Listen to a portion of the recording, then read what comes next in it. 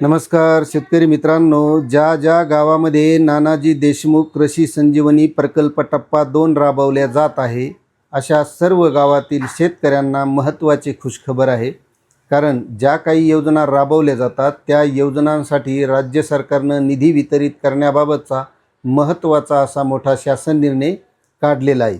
आता तो शासन निर्णय आपल्याला समजून घ्यायचा आहे की या शासन निर्णयाद्वारे नेमकी किती रक्कम वितरित केल्या जाणार आहे आणि त्याबाबत सविस्तर माहिती आपल्याला बघायची।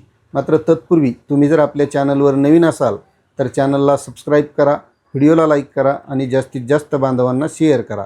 तर मित्रांनो, हा शासन निर्णय 2 जुलै 2026 रोजी निर्गमित करण्यात आलेला आहे।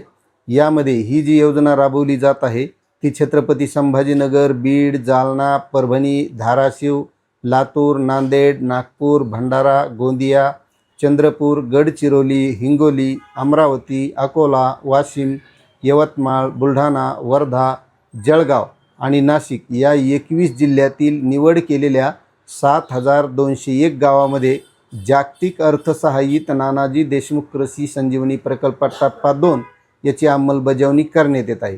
आता या अंतर्गत जो शासन निर्णय निघाला आहे तर यामध्ये सन 2026-27 या आर्थिक वर्षाकरिता प्रकल्प संचालक नानाजी देशमुख कृषी संजीवनी प्रकल्प मुंबई यांना प्रकल्पाच्या टप्पा 2 साठी 221,28,14,800 इतका निधी वितरित करण्यास मंजुरी देण्यात येत आहे आणि याबाबतचं हे खालील लेखाशीर्ष आहे। आता या गावामध्ये ज्या काही योजना राबवल्या जात आहेत या योजनांच्या माध्यमातून जे अनुदान दिलं जातं त्यासाठी हा निधी वापरला जाणार आहे, असा हा महत्त्वाचा शासन निर्णय घेतलेला आहे।